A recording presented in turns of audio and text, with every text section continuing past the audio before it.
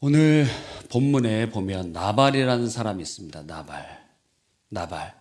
여러분, 나발 들어보셨어요? 나발이라는 사람은 이름이 바보, 어리석은 자 이런 의미를 가지고 있습니다. 나발. 그래서 아마 이 이름은 부모가 지어준 이름이 아니고 아마 별명이 아닌가 그렇게 추정이 돼요. 바보, 어리석은 자, 그런 사람입니다. 여러분이 지금까지 살아오면서 제일 어리석었던 사람이 누굽니까? 바보 같았던 사람이 누굽니까? 그런데 오늘 말씀을 들어보면 혹시 우리가 그러한 사람일 수 있다는 거예요. 이 나발이라는 사람, 갈렙 족속이라고 했어요. 그의 조상은 여호수아와 함께 믿음의 말을 하고 그리고 가나안을 믿음으로 들어가서 취하고 85세 때는 그 갈렙은 그 여호수아에게 얘기하기를 내가 40년 전에 수십 년 전에 40몇 년 전에 우리가 믿음으로 간구하였고 이 산지를 그러니까 내게 주십시오. 그래서 헤브론을 취하게 됩니다. 85세에. 그러한 갈렙 족속의 후예로서 이 나발은 아주 좋은 믿음의 가문이었지만 지혜가 없었고 그럼에도 불구하고 부자였습니다. 역설이죠. 자, 이 사람에 관해서 25절은 불량한 자 이렇게 표현해요. 불량한 자. 그래서 이 불량한 자라는 단어를 공동 번역에서는 몹쓸 영감 이렇게 표현해요. 불량한 자, 몹쓸 영감. 또 현대인의 성경에서는 성질이 못된 사람, 불량자, 몹쓸 성질을 가지고 있는 그런 사람이었습니다. 또 25절에는 추가적으로 이 사람을 미련한 자 이렇게 얘기해요. 미련한 자. 뿐만 아니라 17절에 보면 더불어 말할 수 없는 자 이렇게 표현해요. 현대인 성경에서는 이 더불어 말할 수 없는 자라는 의미를 막대 먹은 사람, 또 공동번역 성경에서는 성질이 급한 사람, 세번역에서는 성격이 불같은 사람. 그래서 말을 붙일 수가 없습니다. 종들이 무슨 얘기를 하려고 해도 나발은 말을 듣지 않아요. 그렇다고 해서 그가 IQ가 떨어지거나 자기 일을 못하는 사람이 아니었습니다.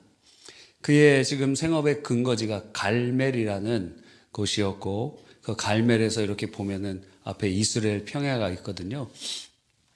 근데 그 갈멜에 있었고 심히 부하여서 양이 3,000마리 그리고 염소가 1,000마리였습니다. 즉 자기의 재산을 증식하고 자기의 부자가 되는 것에는 재테크나 사업적 수단은 아주 좋았던 사람입니다. 역설이죠. 자기의 일에는 배웠어요, 저도. 예.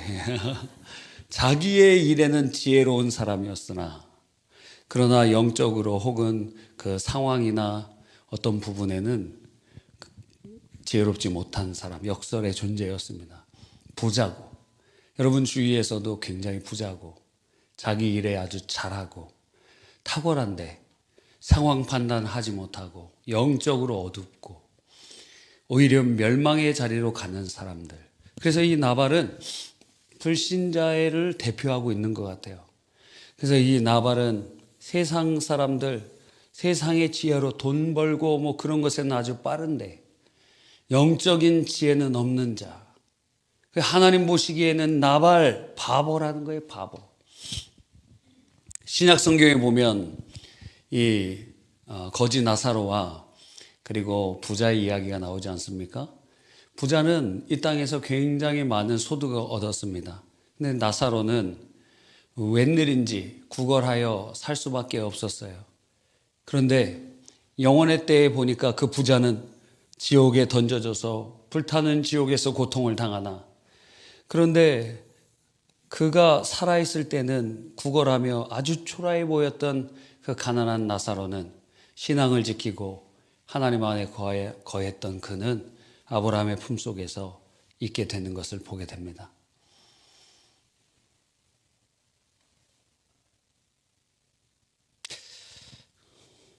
제 바지가 좀 작아서 허리가 지금 신경이 쓰입니다. 살을 빼야 될 것 같은데 오늘 임직자들이 해주신 옷이라고 할 수 있죠. 여기 약간 날라리처럼 온 것 같지 않습니까? 이게 지금 약간 젊은 분들 그런 스타일로 입고 왔는데 양해를 드립니다.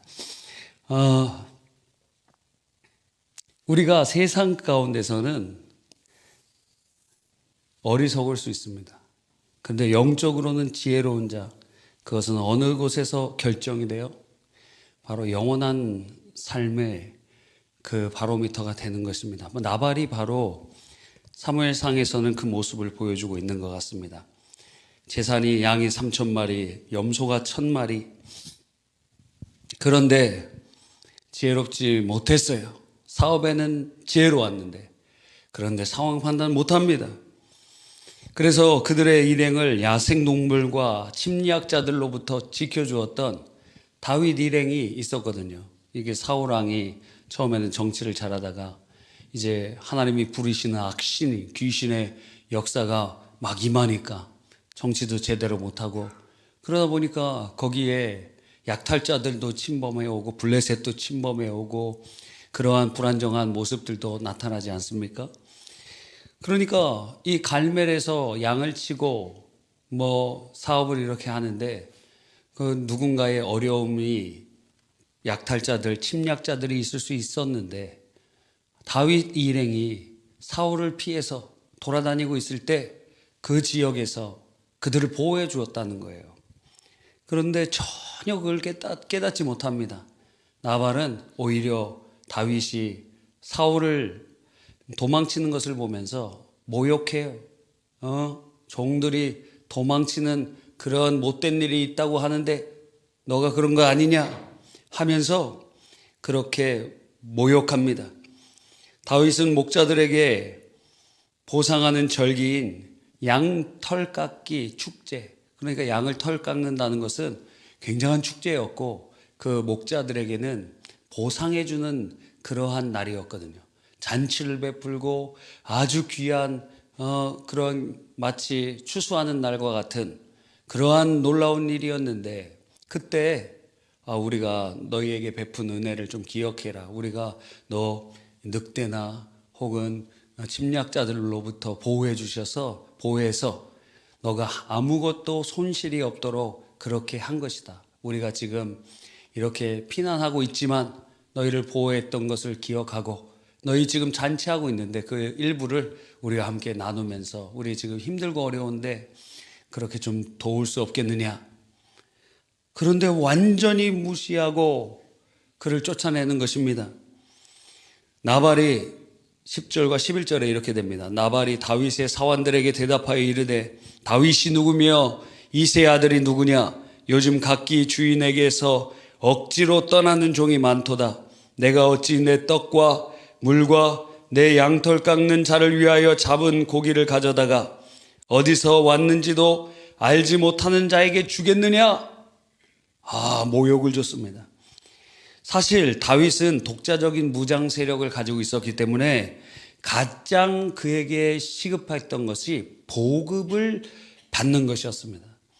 이게 어려워요. 도망자 신세였기 때문에 그가 혼자 도망하는 것이 아니라 수백 명이 600명 이상이 그와 함께 동행하는데 그 보급하는 것이 가장 큰 문제였어요. 근데 보통의 경우 이렇게 도망자들은 보급을 사람들에게 자원에서 받으면 좋겠지만 자원에서 채워주는 것은 한계가 있습니다. 그래서 그들이 가는 곳마다 무엇을 하냐면 원래는 나쁜 놈들을 약탈을 합니다. 약탈. 그래서 이스라엘 예수님 당시에도 갈릴리 지역에 독립운동화 하던 가나나인이라고도 하고 젤로 땅이라고도 하는 그런 사람들이 있었어요. 특별히 그 갈릴리 주변에 그러한 독립운동가들이 많이 있었습니다. 근데 그들을 독립운동가라고 안 부르고 사람들이 뭐라고 부르냐면 강도라고 불러요. 강도. 그래서 예수님이 잡히셨을 때 예수님과 바꿔치기 했던 바라바라고 하는 사람, 밀란을 일으켰던 자, 그리고 예수님의 좌우편에 있던 강도, 아마도 본보기로 죽일 수밖에 없었다면 그 강도짓이 아주 대단한 강도짓이거나 아니면 로마의 독립운동을 하려고 했던 그러한 갈릴리 지방의 어떠한 사람들일 수도 있습니다. 근데 이들이 왜 강도라고 불리냐면 사람들에게 독립운동 자금을 그냥 받는 게 아니라 안 주니까, 왜? 그 사람들도 살기 어렵잖아요. 사람들이. 그러니까 약탈을 하는 거예요. 아니, 독립을 운동하기 위하여 그 독립의 대상자들을 약탈을 하는 거예요. 이런 일이 있을 수 있을까? 있다는 거예요. 있다는 거예요. 있을 수 있다는 거예요. 이런 악한 일들이 일어났던 것입니다. 그러니까 다윗이 사실상 거기에 있는 많은 재산을 가지고 있는 나발 그냥 약탈하거나 다 죽여서 그 재산을 그들의 군 자금으로 보급하는 것으로 할 수 있었는데 그거 하지 않았어요. 왜? 하나님의 사람이니까. 그렇게 죄를 범하고 그렇게까지 할 수 없었잖아요. 그러니까 비굴하게 너희들 양털 깎는 그 축제 때 우리가 너희를 보호해 준 것을 기억하고 우리를 좀 도와라. 어찌 보면은 손 내미는 것 같고 그래요. 그런데 그러한 일들을 전혀 기억하지 못한 나발은 다윗의 선대함을 오히려 모욕으로 갚습니다. 그는 사람 보는 눈, 상황을 판단하는 지혜, 사람을 대하는 태도가 불량하고 미련하고 성질이 급해서 어떻게 자기 말만 믿고 다른 사람의 말은 전혀 받아들이지 않았습니다. 그래서 그 소식이 다윗에게 들어가고 그 다윗의 이야기가 종들에게 들려오는데 다윗이 진노해서 이 나발 식구의 남자들을 전부 진멸하겠다고 선포하게 되는 것입니다. 사무엘상 25장 21절로 22절에 다윗이 이미 말하기를 내가 이 자의 소유물을 광야에서 지켜 그 모든 것을 하나도 손실이 없게 한 것이 진실로 허사라. 그가 악으로 나의 선을 갚는도다. 내가 그에게 속한 모든 남자 가운데 한 사람이라도 아침까지 남겨두면 하나님은 다윗에게 벌을 내리시고 또 내리시길 원하노라. 그리고 다윗이 진노해서 이제 군대를 이끌고 나발을 그 남자들을 다 진멸하려고 하는데 그 소식을 종이 들었어요. 나발의 종이 들었는데 나발은 아예 들을 사람이 아니기 때문에 나발의 부인 아비가일에게 가서 얘기를 합니다. 놀랍게도 나발은 바보라는 사람인데 아비가일은 지혜로운 여인이었어요. 와, 결혼을 잘했어요. 그래서 이 아비가일이 먹을 것을 급히 챙겨서 다윗에게 갑니다. 그리고 땅에 엎드려서 간구합니다. 우리 주인은 그의 이름처럼 어리석은 사람입니다. 화를 푸시고 이것을 받아주십시오.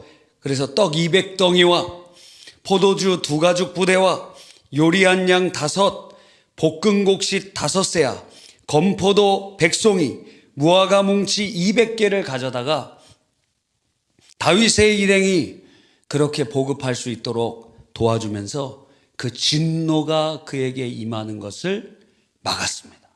와, 지혜로운 사람이 그 집안의 진노를 막는 것입니다. 나발은 양털 깎는 날 왕의 잔치같이 잔치를 하고 술을 먹고 고기를 먹고 거하게 만취했습니다. 다음날 아침 나발이 포도주에서 딱 깨었을 때 이제 아내가 얘기하는 겁니다. 내가 이렇게 다윗이 당신 죽이려고 오는데 그래서 그걸 무마하기 위해서 내가 양도 잡아가고 떡도 만들어서 가고 이런 거 저런 거 갖고 가서 간신히 그 진노를 무마시켰다. 그러면 정상적인 사람이라면 잘했다고 칭찬해주고 그래야 될 것 아닙니까? 그런데 오늘 본문에 보니까 37절에 아침에 나발이 포도주에서 깬 후에 그의 아내가 그에게 이 일을 말하매 그가 낙담하여 몸이 돌과 같이 되었다 그랬어요. 낙담하였다. 이 말은 공동번역에서는 실신하였다. 또 새 번역에서는 심장이 멎었다. 이렇게 표현이 되어 있어요. 그러면서 몸이 어떻게 됐어요? 돌처럼 딱딱해졌다는 것입니다. 그래서 이것에 관해서 이제 학자들이 연구해 보길 때 이것이 심근경색이 일어나갖고 갑자기 쓰러진 거 아니냐 하는 것이 하나 있고, 또 하나는 몸이 돌처럼 굳어졌다. 이 말을 보면서 뇌졸중이 임한 것 아니냐, 허혈성 뇌졸중이 임한 것이다. 그렇게 말하기도 합니다. 그런데 갑작스럽게 그렇게 충격적인 역사가 일어나면서 약 10일 후에 죽게 되었어요. 성경은 하나님께서 치셨기에 그가 죽었다 설명하고 있는 것입니다. 여러분, 바로 이것입니다. 하나님을 진노하게 하신 일. 그러면 나발이 도대체 하나님을 진노하게 한 일이 무엇인가? 하나님 앞에 징계를 받아야 되는 이유는 무엇입니까? 한 가지예요. 무엇이죠? 하나님의 사람을 모욕했어요. 하나님의 사람을 모욕하고 그의 언행 심사가 하나님의 사람을 모욕했습니다. 우리는 창세기 12장 3절인가요? 거기 보면 주님께서 아브라함에게 약속해 주시기를 너를 축복하는 자에게 내가 그를 축복하고 그리고 너를 저주하는 자에게 내가 저주하리라 하신 말씀이 그대로 성취하고 있다는 거예요. 그래서 이 나발이라는 사람 어리석어 보이는데, 그런데 지금 우리 가운데도 그럴 수 있다는 것입니다. 바로 하나님의 사람에 관해서 우리가 그렇게 할 수 있거든요. 그럼 하나님의 사람이라면 어떻게 우리는 구분해 볼 수 있습니까? 크게 두 가지입니다. 하나님의 사람, 일반적으로는 이제 교회에서는 담임 목사 뭐 이렇게 할 수도 있고, 여러분의 교구에서는 교구장님, 구역에서는 뭐 구역장님 그렇게 할 수도 있고, 또 일반적으로는 믿는 모든 사람과의 관계 속에서 믿음을 가지고 있는 모든 성도들, 하나님의 사람이라고 할 수 있습니다. 그러니까 하나님의 사람에 대해 여러분이 어떻게 하는 것이 곧 하나님께 하는 것입니다. 주님께서 이렇게 말씀하셨죠. 너희 형제에게 라카가 뭡니까? 골빈 자식이라는 욕이에요. 골빈 자식이라고 말하는 자, 미련한 자라고 말하는 자, 지옥불에 던져질 것이다. 주님께서 말씀해 주셨습니다. 즉 모욕한 거예요. 언어로서 모욕하고 그의 행사로 악을 행했습니다. 누구에게? 믿는 형제에게. 근데 그것이 누구에게 한 것이냐? 하나님께 한 벌이 되어서 하나님이 그를 치셨다는 거예요. 대표적인 나발의 모습이죠. 그러니까 우리의 모습을 살펴보라는 것입니다. 여러분, 이 두 가지를 우리가 살펴보려고 하는 것입니다. 그래서 하나님의 사람이라고 하면 첫 번째로 하나님이 세우신 종, 목회자들을 의미할 수 있습니다. 성경의 목회자들이란 양무리의 감독자요. 사도행전 20장에 나와 있고, 양을 치는 목자요. 베드로전서 5장에 나와 있어요. 그래서 예수님은 목자들의 장이라고, 목자장이라고 표현되고, 그리고 양들을 치는 자들을 목자, 그래서 그 교역자들을 그렇게 표현하는 것입니다. 또한 담임 목사는 요한계시록 1장에 보면 주님의 손에 있는 별이요, 교회의 그리스도를 대신하여 세우신 사자이니, 그래서 하나님의 사람이라고 표현하는 것입니다. 그렇기 때문에 주님을 대리하여 하나님의 말씀을 증거하고, 또한 목회자들은 양들을 보호하며 먹이며 푸른 초장으로 인도해 가는 것입니다. 대부분 주장하는 모습이 아니라 섬기는 모습으로 그렇게 해야 되겠지요. 그런데 목자로서 다른 곳으로 가는 양들이 있으면 그것을 끌어다가 또 말 안 듣는 양이 있으면 후려쳐서라도 이쪽으로 끌고 오는 일을 하기도 하는 것입니다. 우리는 목회자와의 관계가 어떠한가, 그걸 보면서 나발인가 아닌가를 살펴보라는 거예요. 나발을 우리는 이야기하면서 나와는 상관없다라고 생각하는데, 수많은 사람들이 어떤 교회에서 담임 목사와의 관계가 온전하지 못하고, 교구에서 교구장님들과의 관계가 온전하지 못하고, 그리고 구역에서 구역장과의 관계가 온전하지 못하고, 팀에서는 팀장과의 관계가 온전하지 못합니다. 성가대에서 성가대 지휘자와의 관계가 온전하지 못합니다. 하나님이 세운 사람들과의 관계가 어리석게 되어 있는 사람을 가리켜서 나발이라고 하는 것입니다. 그러니까 그런 사람은 우리가 될 수 있다라는 것이죠. 여러분, 그래서 우리는 해야 될 것과 하지 말아야 될 것을 구분해야 됩니다. 특별히 그 교회에 세워주신 목회자들과의 관계 속에서 우리는 이것을 잘 알아야 돼요. 우리 선대 목사님 계실 때 이런 것에 대해서 굉장히 말씀을 많이 해 주셨습니다. 그래서 그 교회론의 책에 그 모습들이 잘 정리되어 있는데 그것을 인용해 왔습니다. 먼저 해야 될 일입니다. 우리가 나발이 되지 않기 위하여 해야 될 일이 있어요. 첫 번째는 하나님이 세우신 하나님의 사람을 존경해야 됩니다. 디모데전서 5장 17절에 보면 잘 다스리는 장로들을 배나 존경할 자로 알되 말씀과 가르침에 수고하는 이들에게 더욱 그리하여야 할 것이다. 그래서 마음으로 존경하고 예의를 갖추며 그러면서 함께 그러한 마음을 가져야 됩니다. 존경할 것이 있기 때문에 존경한다기보다 하나님이 세우셨기 때문에 존경해 주는 것입니다. 여러분이 잘하는 것이죠. 그래서 우리 예를 들어 우리 성도님들을 얼마나 잘하시는지 모릅니다. 그러나 항상 존경해야 될 것이 있어서만이 아니라는 것 우리는 기억해야 됩니다. 두 번째로 순종해야 됩니다. 히브리서 13장 17절에 보면 너희를 인도하는 자에게 순종하고 복종하라. 그들은 너희 영혼을 위하여 경성하기를 자기들이 청산할 자인 것 같이 하느니라. 그들로 하여금 즐거움으로 이것을 하게 하고 근심하게 하지 말라. 그렇지 아니하면 너희에게 유익이 없느니라. 순종하라는 거예요. 어떤 사람은 순종하지 않아요. 어떤 교회 옛날에 선대 목사님 얘기 들어보면은 어떤 교회에 어떤 장로님들은 우리들은 야당입니다. 목사님 독재하지 못하도록 하기 위해 우리는 야당이니까 우리는 반대 의견을 냅니다.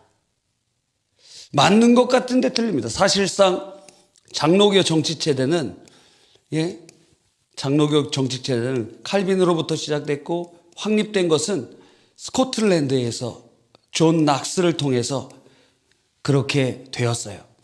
그런데 이 장로교가 왜 나왔느냐 하면 일단 성경적이고 장로 체제, 대의 체제거든요. 직접 체제가 아니에요. 우리가 직접 민주주의를 가지고 있죠. 그리고 국민투표도 하잖아요. 그래서 직접 민주주의적인 성향을 가지고 있는 것은 침례교예요. 그래서 회중 정치를 하고 있고 우리는 뭡니까? 마치 국회의원 뽑듯이 장로님들을 뽑아서 성경에 있잖아요. 구약에도 장로가 있고 신약에도 장로가 있잖아요. 그래서 장로 정치 체제를 하는 것입니다. 왜?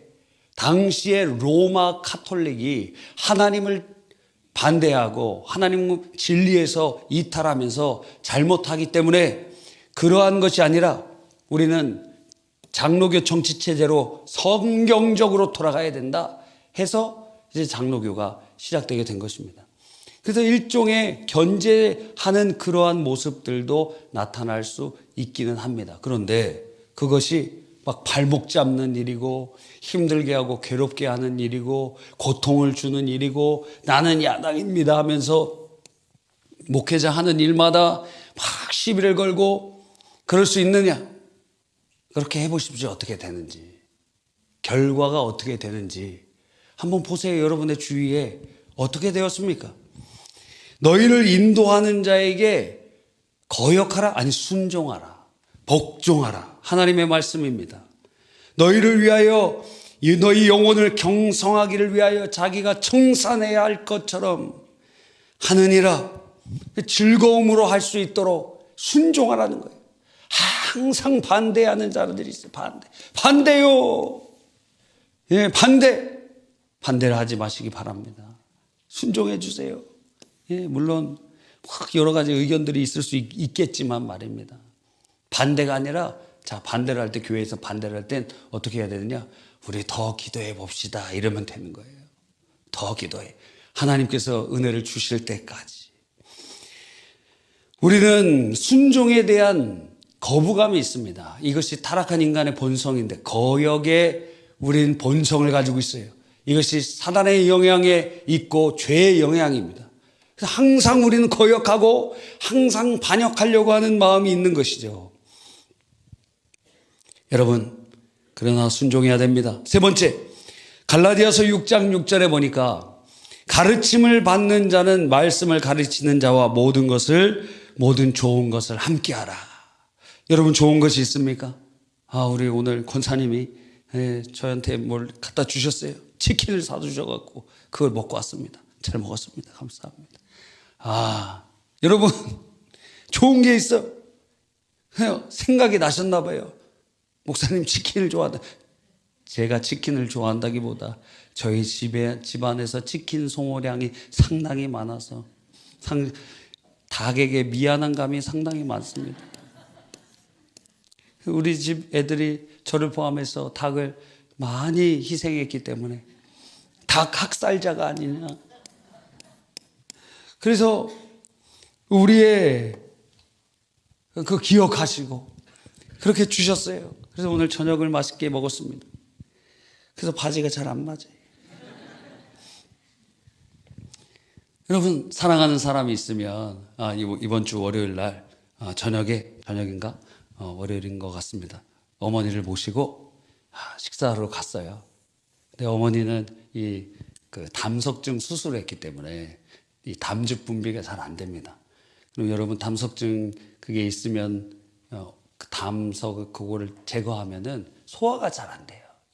365일 소화가 잘 안 되고 그래요. 그래서 제가 어머니에게 이렇게 말씀을 드려요. 너무 까다로우시더라고.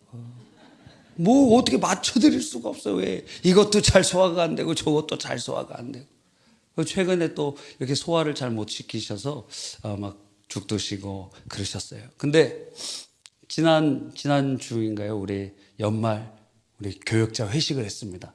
회식을 요 근처에 가서 했는데 그때 고기를 먹었어요. 맛있더라고. 그래서 어머니 생각이 나더라고. 그래서 어머니 모시고 갔습니다. 거기 창가에서 먹었는데 이현옥 집사님이 지나가시더라고. 저 보고 그냥 막 웃으면서 가시더라고. 하여튼 식사를 했는데 몇 점 못 드시더라고요. 그래, 참. 그래도 그렇게 생각이 나더라고요. 근데 어머니 생각보다는 사실은 아내 생각이 많이 나는데, 그날따라 왠지 효자가 아닌데 제가. 어머니 한번 고기 이렇게 한번 모시면 좋겠다 하는 생각이 들더라고요. 사랑하면은 뭐 하고 싶죠? 나 혼자 좋은 거를 누리고 싶지 않습니다. 그 사람이랑 같이 하고 싶지. 그렇지 않아요? 여러분, 어디 좋은 데 가면은 혼자 재밌습니까? 혼자 재미없어요. 혼자 가라 그러면 재미 하나도 없어요. 누군가 함께, 사랑하는 사람과 함께 그곳에 가서 그래 행복하지. 사랑하는 사람과 함께 맛있는 거 먹어야 맛있지. 좋은 것을 함께 하는 것, 무엇이 전제되죠? 사랑이 전제되는 겁니다. 사랑하니까 생각이 나. 어머니가 생각이 납니다. 사랑하는 아내가 생각이 납니다. 이거 아내랑 같이 하면 좋겠다. 이거 아내랑 같이 가면 좋겠다. 이거 어머니와 함께 하면 좋겠다. 그런 좋은 것을 함께 하는 것, 목회자와 함께 한다는 것은 무엇이죠? 목회자를 사랑한다는 것입니다. 우리 성도님들은 너무 사랑해 주셔서 감사해요. 김장하면 김장도 갖다 주시고, 어떤 분은 자기 집에서 나무 열매가 맺혔다고 천열매라고 드시라고 막 갖다 주세요. 또 어떤 분은 자신이 여행 갔다 왔는데 와 여기 숙소가 너무 좋습니다. 그러면서 숙소 예약을 주시는 거예요. 거의 한 10년 정도 넘었나? 어떤 권사님이 여름마다 항상 제 휴가 갈 때 숙소를 마련해 주세요. 본인이 가서 이곳이 좋아서 목사님 가시면 좋을 것 같습니다. 저희는 갈 엄두도 안 나는 그런 데다가 본인이 갔다 오셔서 좋은 곳에 그렇게 예약을 해줘요. 와, 너무 감사하더라고요. 왜 그럴까요? 사랑하니까. 여러분, 벌써 졸린 분들이 많이 계십니다. 여러분이 그렇게, 우리 교회는 그렇게 사랑을 해주셔서 좋은 것을 함께 해주시는 것입니다. 와. 어떤 분은 명절마다 인사하고 또 어떨 때는 생일 때마다 기억해 주세요. 우리 장로님 안수 집사님. 제가 거의 아들뻘인데 우리 장로님들 막 생일 축하도 해 주시고 얼마나 감사한지 모릅니다. 오늘도 생각했어요. 우리 장로님들 또 우리 지금 임직 받으신 분들 우리 성도님들 다 안 돌아가셨으면 좋겠다. 그런 생각이 들더라고요. 여러분 오래오래 사시기를 바랍니다. 안 돌아가셨으면 좋겠다. 그런 생각이 진심으로 들더라고요. 물론 돌아가시면 더 좋은 천국으로 가시지만 그러나 이곳에는 다시 만날 수 없고 얘기할 수 없고 함께할 수 없으니까 그 아쉬운 감은 분명히 있습니다. 그래서 이렇게 어려운 시간들을 함께 동고동락하다 보니까 정이 듬뿍 들었어요. 여러분 얼굴만 봐도 상당히 좋습니다. 눈이 감겨갖고 셔터가 여기까지 내려와갖고 어찌할 바 모르고 병든닭처럼 이래도 사랑합니다. 저도 아까 너무 졸려갖고 한 30분 넘게 자고 왔어요. 너무 피곤해갖고. 예? 어젠가? 어제 새벽에 제가 11시 50분인가? 아니 30분인가? 11시 30분 영화를 보고 왔어요. 집에서 다 씻으니까 2시 정도 되더라고요. 그리고 오늘 아침에 새벽 기도하고 그런 거예요. 뭘 봤느냐? 신의 악단을 봤어요. 신의 악단. 월요일 날 시위하러 가시는 분들 이거 볼 겁니다. 예. 신의 악단. 기독교 영화더라고요. 와. 정말 볼만합니다. 제가 스포일러 할까봐 얘기할 수 없고 꼭 보세요. 보되 먼저 여러분이 테스트하고 싶으면 여러분 먼저 보시고 나중에 가족 중에 예수님 안 믿는 사람한테 데려가세요. 요즘에 막 재밌는 영화가 나왔다 그러더라. 제목이 신의 악단인가? 그거 좀 예매 좀 해줘봐. 같이 가. 그렇게 해서 가세요. 와, 전도할 수 있는 영화예요. 꼭 보시기를 바랍니다. 예. 그래서 우리 학생들도 이게 영화가 내리지 않으면 이번 수련회 때 그때 영화관 가고 이거 오는 날에 이거 보려고 그러는데 봤으면 좋겠습니다. 이게 내려가면 못 봐. 근데 그때까지 계속 하게 된다면 볼 수 있을 거예요. 정말 신앙적인 도전이 됩니다. 꼭 보시길 바랍니다. 이렇게 협찬받은 게 없어요. 좋은 것이 있으니까 같이 하고 싶은 거예요. 와, 우리 구역적 세미나 옛날에 할 때는 이 영화관도 전관해서 같이 영화도 보기도 하고 그랬는데 말입니다. 한번 보시기를 바랍니다. 네 번째로 뭘 해야 되느냐? 하나님의 사람을 알아주고 사랑 안에서 귀히 여기고 화목해야 됩니다.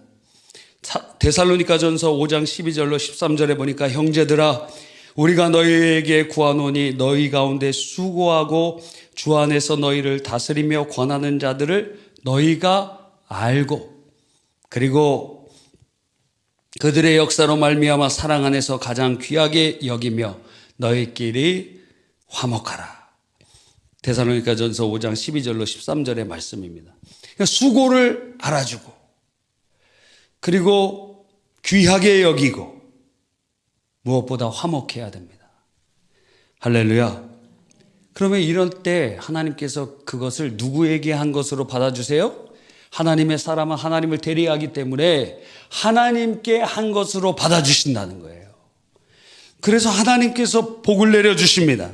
어떤 복을 주시느냐? 첫 번째, 말씀을 가르치는 자와, 그러니까 하나님께 하는 것으로 받아주면서 주님께서 그 은혜에 동참하도록 인도해 주시는 것입니다. 같은 상을 받게 하세요. 마태복음 10장 41절에 선지자의 이름으로 선지자를 영접하는 자는 선지자의 상을 받을 것이요, 의인의 이름으로 의인을 영접하는 자는 의인의 상을 받을 것이니라. 그러니까 하나님의 종들을 선대하고 함께하는 그런 사람들은 그 목회자가 받는 상에 함께 동참하여 받는 것입니다. 주일날 예배 때마다 우리 권사님들이 도고기도 팀으로 열심히 사역하고 계십니다. 그런데 그러면 어떻게 되느냐? 설교를 목회자가 하나님의 말씀을 증거할 때 이 도고기도 같이 해주시는 분도 같이 하나님 앞에서 상을 받게 되는 거예요. 선교팀이 선교하러 갑니다. 근데 선교팀을 위하여 기도하는 성도들, 선교팀이 하나님 앞에 상을 받을 때 함께 기도하는 모든 분들이 같이 상을 받게 되는 것입니다.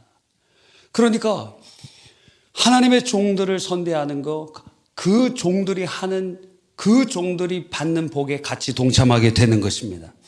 뿐만 아니라 시급한 문제를 해결해 주시는 복을 받습니다. 엘리야가 사르밧 과부에게 그 과부와 그 자녀가 마지막 먹을 것을 먼저 자기에게 달라고 했을 때 굉장히 야박하지 않습니까? 그런데 그것에 순종했던 그에게 축복의 마중물을 구했던 것입니다. 그래서 그 가뭄의 시기에 밀가루가 떨어지지 않는 축복이 그 집에 임하도록 인도해 주시는 것입니다. 그래서 시급한 여러분의 문제, 특별히 경제적인 문제, 하나님께서 하나님의 종들을 선대한 자들에게 하나님께서 복을 내려주시곤 한다는 것입니다. 뿐만 아니라 어떤 복을 또 주시느냐? 여러분의 마음의 간절한 소원을 응답해 주세요. 엘리야의 제자인 엘리사가 지나가는 어떤 루트의 길이 있었습니다. 근데 그 길 가운데 어떤 부자 부부가 살고 있었어요. 보니까 하나님 사람이에요. 하나님 사람이 종과 함께 맨날 왔다 갔다 하니까 여기 오실 때 우리 집에서 좀 머물고 쉬고 가셨도록 우리 방을 하나 내드리자. 그래서 그 방에 모시고 지나갈 때마다 여관처럼 거기서 쉬고 밥도 대접하고 온전히 섬겨드렸습니다. 그러니까 매일 이렇게 왔다 갔다 할 때 섬김을 받으니까 그 종에게 이 집에 필요한 것이 무엇인지 한번 봐라. 그래서 종이 집을 보니까 경제적으로는 하나도 어려운 것이 없어요. 다 부자고 잘 살고 있어요. 보는데 자녀가 없습니다. 이 집에 아들이 없습니다. 그래, 내년 이맘때쯤 우리 다시 돌아올 때 내게 아들이 있을 것이다 하시며 그에게 가장 필요한 것을 응답해 주시는 거예요. 마지막으로 어떤 복을 받어요? 자녀들이 위경에 처했을 때 건져주십니다. 그래서 이렇게 1년 후에 자녀를 태어났어요. 수냄 여인. 그런데 이제 그 아이가 점점 자라다가 어느 날 들에서 아빠 나 머리가 아파 하고 탁 쓰러졌는데 죽었어요. 그래서 그 여인이 막 달려가서 그 엘리사가 있는 곳에 찾아가서 엎드려서 막 펑펑 웁니다. 도대체 무엇 때문에 그러느냐? 대답을 안 해요. 펑펑 울어요. 알고 보니까 그 아들이 죽은 거예요. 그래서 엘리사가 찾아가서 주의 능력으로 그를 살리게 해 준 것입니다. 하나님의 종을 선대할 때 여러분의 자녀의 위경에서 하나님이 건져주시는 은혜를 베풀어 주신다는 거예요. 너가 나를, 아브라함을 선대한 자에게 주님이 선대하고 주님이 아브라함에게 복을 빈 자에게 하나님께서 복을 내려주시겠다. 하나님의 종들에게 선대할 때 하나님 그것을 기억해 주시며 여러분과 여러분의 자녀들에게 하나님의 큰 축복을 주시는 것입니다. 자, 지금까지 그러면 우리가 해야 되는 것에 대해서 살펴보았다면 반대로 하지 말아야 될 것이 있습니다. 첫 번째, 로마서 14장 4절에 보면 판단하는 것을 하면 안 됩니다. 남의 하인을 비판하는 너는 누구냐? 그가 서 있는 것이나 넘어지는 것이 자기 주인에게 있음에 그가 세움을 받으리니 이는 그 세우는 권능이 주께 있음이라. 판단하면 안 돼요. 여러분, 남자들 잘 보시길 바랍니다. 남자들의 잘하는 것이 무엇이냐면 판단하는 거예요. 저는 저희 아내가 저희 이렇게 하나님의 말씀 듣거나 그렇게 하면은 항상 칭찬을 해줘요. 칭찬을 많이 합니다. 그래서 힘을 얻어요. 근데 저희 아내가 저녁 예배 찬양 인도자가 돼서 작년 송구영식 예배 기도 제목이 바로 그거였거든요. 하나님 성령 충만한 찬양 인도자 되게 하소서. 하나님의 기쁨이 되고 은혜의 통로가 되게 해 주시옵소서. 1년 동안 기도했습니다. 아는지 모르는지 알겠죠. 그런데 저녁에 찬양 인도를 막 하잖아요.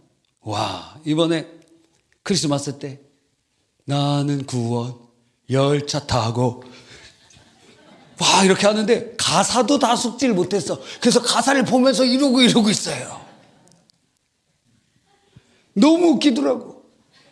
아니 반주하는 팀은 막 빨리 나가는데 지금 가사도 다 뭐 숙지해갖고 막 쫓아가 그러면서 춤도 막 못 추는데 목각 인형인 줄 알았어요. 목각 인형인 줄 알았어요. 여러분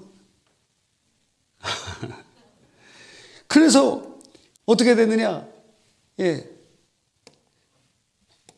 판단한다, 판단. 저는 그래서 저희 아내는 저를 판단하지 않는데 저는 아내를 판단하는 경우가 많아요. 남자들이 그런 거를 잘하잖아요. 판단하면 안 됩니다. 반찬 판단하지 마십시오. 생명이 단축돼요. 절대 판단하면 안 됩니다. 저는 이제 반찬 판단이나 그런 건 판단을 안 하는데 뭘 판단하느냐? 저는 두 가지를 판단을 해요. 하나는 그 아내가 이 찬양 인도할 때 탁 세봐요. 찬양 인도를 이렇게 하잖아요. 그러면 찬양 인도할 때 처음에는 너무 연결어가 많더라고요. 그래서 세봤어. 도대체 몇 번을 하나 도대체. 왜 이렇게 찬양 리더가 찬양을 해야지 얘기를 많이 해. 왜 이렇게 많이 하는 거예요? 도대체 그렇게 막 세보니까 너무 많은 거예요. 그래서 제가 들려주면서 봐라. 너 당신이 이렇게 말을 너무 많이 한다. 그럼 신학교 가야지 왜 찬양 인도자가 되고 있느냐? 그렇게 얘기했어요. 또 어느 때는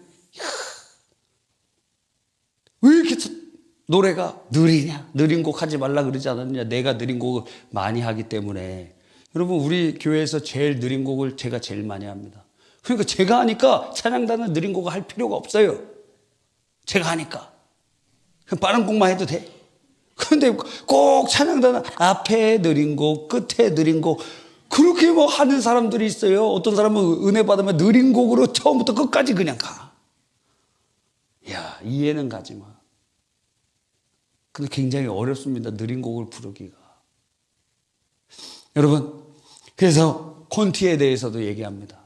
이 콘티가 조금 이게 도대체 좀 맞지가 않는 것 같다. 그렇게도 얘기를 하고 막 얘기를 해요. 그러면 기분 나빠합니다. 저 수용하는 게 아니에요. 기분 나빠요. 근데 나중에 이제 알아먹더라고요. 당시에는 그냥 받아들이지 않는데. 또 뭘 판단하느냐? 저도 앞가림을 못하는데 패션에 대해서 얘기합니다. 저희 아내는 패션에 관심이 많이 있어요. 그래서 유행되는 거는 꼭 한 번 정도는 입어봐야 돼. 그래서 입고 싶은 것과 맞는 옷이 다르지 않느냐? 입고 싶은 거, 요즘에는 최근에는 여기에다가 두루마리 같은 걸 이렇게 예수님도 아닌데 띠 같은 걸 막 이렇게 하고 다녀 옷을. 그런 것 좀 하지 말라. 그렇게 얘기하는데 그럼 저한테 얘기합니다. 패알못은 잠잠하라. 패션에 대해서 하나도 알지 못하는 자여 잠잠하라. 이거 패알못은 잠잠하라. 고요하라. 여러분, 목회자에 대해서도 그렇게 판단합니다. 어떤 교회에서는 이렇게 목티도 못 입어요. 목티 입으면 막 이상한 것 같아요. 와이셔츠에다가 항상 넥타이 해야 됩니다.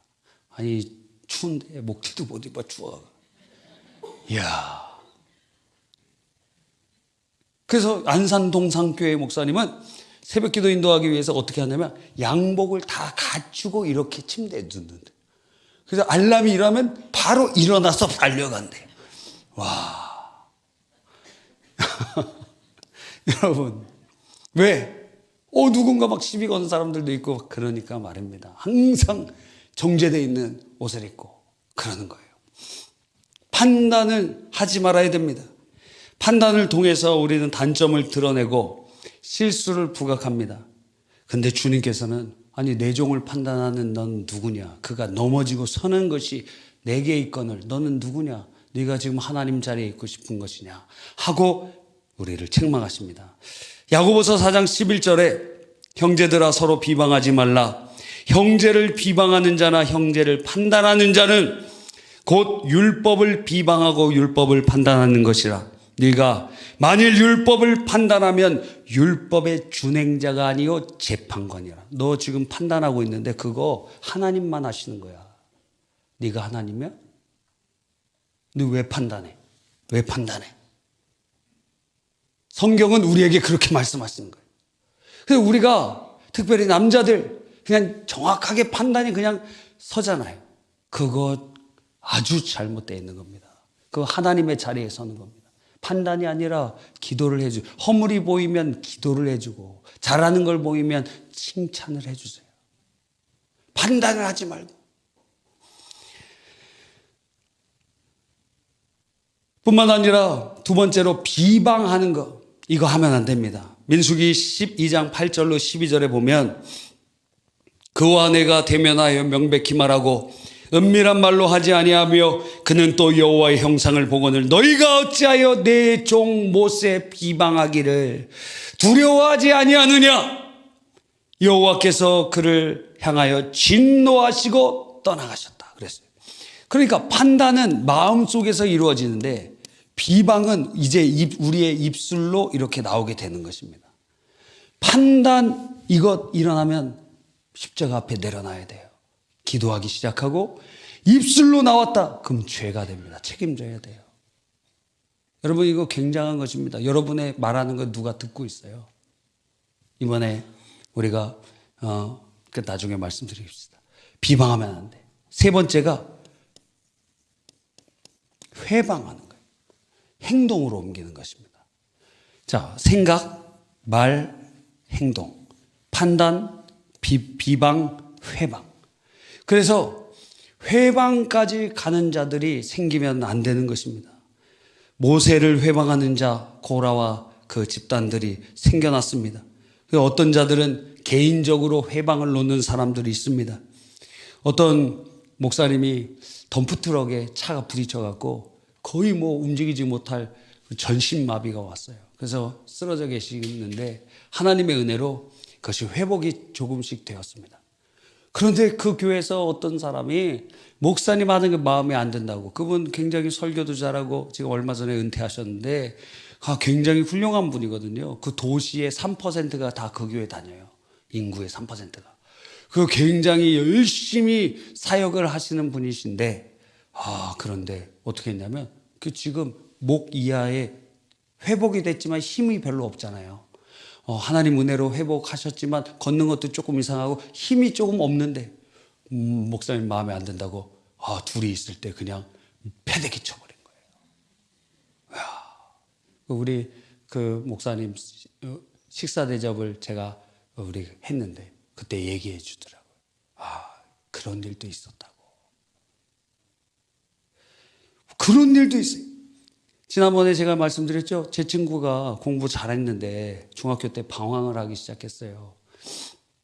물론 외고에 가긴 했지만 그 중학교 때 방황하던 그것 때문에 고등학교 때 마음을 잡지 못했어요. 그 친구가 얘기해 주기를 뭘 했냐면 집에 있는데 누가 막 찾아왔대요. 막 찾아와갖고 칼을 들고 자해를 막 하는 거예요. 자해. 그 교회 안수 집사님, 담임 목사님 집에 와서 사택에 와서 자해를 하는 거예요. 있을 수 있습니까? 그런 일이 일어나요. 여기 부천에도 비슷한 일이 있었어요.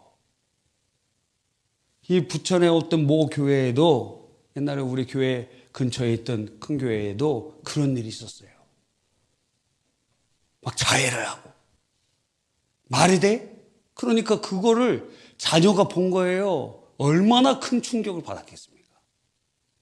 그러니까 개인적인 회방, 이제 행동으로 나타나는 거예요. 근데 그 회방이 개인적에서 공동체로 확산이 돼요. 그래서 부정적인 것은 7배 빨리 확산이 됩니다. 사실이지 아닌지가 중요하지 않아요. 그래서 항상 선거할 때 네거티브 하는 것입니다. 당선만 되면 되니까. 왜? 사실이 아니더라도 그 속도는 7배 빨리 많은 사람에게 펼쳐지기 때문에. 집단적으로 이제는 무엇을 해요? 당을 지어서. 교회에 당을 지어가고. 그래서 회방을 하고 문제를 일으키는 일들이 많이 생긴다는 것입니다. 여러분, 교회에 당을 왜 집니까? 당은 분리를 의미해요. 분리한. 우리는 그리스도 안에서 한 몸을 이루는데 당 짓는다는 것은 이것을 조각내는 것과 마찬가지예요. 주님의 몸을 잘라내는 것과 마찬가지입니다. 그래서 교회에서는 뭐 이런 모임 가지면 안 됩니다. 출신. 어디 출신이다. 나 강원도 출신이야. 나 제주도 출신이야. 전라도 출신이야. 경상도 출신이야. 저는 김홍균 산부인과 출신입니다. 나 우리 출신 뭐요? 뭐 학연, 뭐 지연, 뭐 이런 걸로 모이는 거 교회 안에서 이게 다 당 짓는 거예요. 끼리끼리 막 모이는 거, 끼리끼리 당 짓는 거, 당 짓는 거. 제가 중고등부 때 주일학교 사역에 진심으로 열심을 냈던 것은 중고등부 찬양단이 꼴보기 싫었기 때문입니다. 지들끼리만 당 짓고 놀아요. 다른 애들이 들어갈 데가 없어요. 그러니까 여러분들 이제 여기 앞에 우리 학생들이 있는데 이제 중학교 1학년 애들 올라오잖아요. 걔들을 다 잘해줘야 돼요. 여기 GS25C나 뭐 이런 데서 오뎅도 하나 사주고, 뭐 아이스크림이라도 사주고. 이번에 이제 세뱃돈 받을 거 아니에요, 2월 달에. 그거 가지고 뭐 할 거예요? 스위치2 사고 뭐 그럴 거예요? 그런 거 가지고 동생들 사주고 그래야지. 당 짓는 거. 또 뭐, 당 짓는 거 또 뭐가 있을까요? 하여튼 그런 짓 하지 말라 이거예요. 왜? 그게 결국에는 그게 문제가 돼서 그 사람을 중심으로 해서 문제가 일어나는 거예요. 그래서 우리 교회도 어려움이 있을 때 우리가 이제 여러분이 대망하는 구역, 교구, 재편성 내년에 일어날 확률이 있습니다. 2027년 1년 동안 기도해보고 가능한지 살펴볼 거예요. 전체를 다 섞을 거예요. 그런데 안 할 수도 있습니다. 근데 원래 우리가 어떻게 나눠졌냐면 연령대로 나눠졌어요. 연령. 여러분 연령대로 나눴을 때 있으셨던 분 손 들어보세요. 연령대로. 와, 그때 재밌지 않았습니까? 안 재밌던 분도 많은데, 근데 그때 연령대로 모였던 남전도회에서 문제가 발생해요. 기화가 되는 거예요.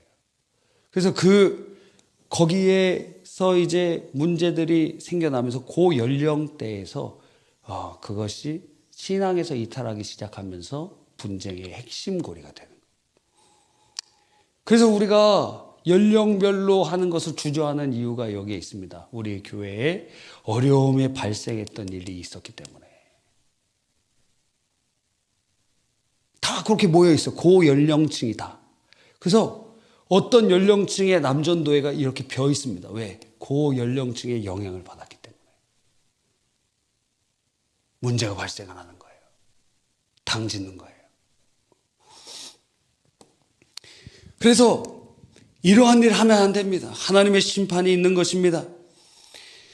오히려 우리는 회방하는 대신 기도해주고 부족함이 있으면 채워주는 동역자가 되어 주시기를 간절히 바랍니다. 모세가 손을 들고 기도할 때 힘들 때 아론과 훌이 그 양손을 붙잡아 주듯이, 모세가 그 힘든 사역을 70장로들이 함께 동역하듯이 목회자의 울타리가 되어주고 함께하는 성도가 되시기를 간절히 바라는 것입니다. 그래서 하나님의 종을 축복하고 돕고 함께하면 하나님께서 그것을 하나님께 하는 것으로 기억하고 축복해 주시지만, 그런데 오히려 판단하고 비방하고 회방하고 당을 지어서 문제를 일으키고 대적하고 그러면 어떻게 해요? 하나님의 저주가 따라오는 거예요. 반드시 심판이 있을 것입니다. 왜? 하나님을 대적하는 일이 되니까. 하나님의 종 하나님을 대리하고 있기 때문에. 피할 수 없습니다. 너무 불쌍한 일이죠. 여러분, 그러니까 우리가 회개해야 될 것 중에 하나가 바로 내가 하나님의 종들과의 관계가 어땠는가를 살펴보십시오. 21세기의 나발이 누군가? 우리일 수 있습니다. 그런데 담임 목사님과만이 아니에요. 여러분의 담당 교구장님들 어때요? 이제 교구장 인사가 다음 주에 있을 겁니다. 그래서 인사 이동이 있을 거예요. 그런데 여러분, 그 교구장님과의 관계는 어떻습니까? 마음에 들어요? 마음에 드는 사람이 별로 없어요. 다 담임 목사도 별로 마음에 안 드는데, 뭐 교구장님 마음에 드는 사람 별로 그렇게 많이 없을 수 있습니다. 그럼 바꿔줘. 다른 사람으로. 담임 목사도 바꾸고 교구장도 다 바꾸고 다 바꿔. 다 비슷해요. 뭐 그렇게 뛰어난 게 없습니다. 다 비슷한 거예요. 다 비슷해. 그러니까 혹시 교구장님과의 문제에서 혹시 우리 학생들은 여러분의 교사 선생님들과의 관계에서 혹시 하나님의 종인 그분들과의 관계 속에서 어떠한 문제가 있지 않았는가? 그것이 여러분을 하나님께서 쏜 화살처럼 여러분을 겨냥해서 달려오고 있습니다. 그 화살이 이렇게 달려오고 있습니다. 여러분을 향해서. 어느 순간에 그게 탁 맞으면 나발처럼 그런 일들이 일어날 수 있는 것입니다. 갑자기 임합니다. 갑자기 심판이 임합니다. 피할 수 없습니다. 갑자기 화살이 임하듯이 탁 맞게 돼요. 10일 후에 죽었더라. 뿐만 아니죠. 하나님의 사람들은 믿는 모든 사람들과의 관계예요. 여러분이 교회 안에서 누군가에게 우리가 비방하고 판단하고 정죄하고 회방한 일이 있습니까? 누군가? 그거 회개해야 되죠. 왜? 그 사람에게 행한 것 주님께 행한 것이기 때문에. 그래서 우리의 삶이 비단 담임 목회자와의 관계뿐만 아니라 성도들과의 관계에서 그 모습들을 살펴봐야 되는 것입니다.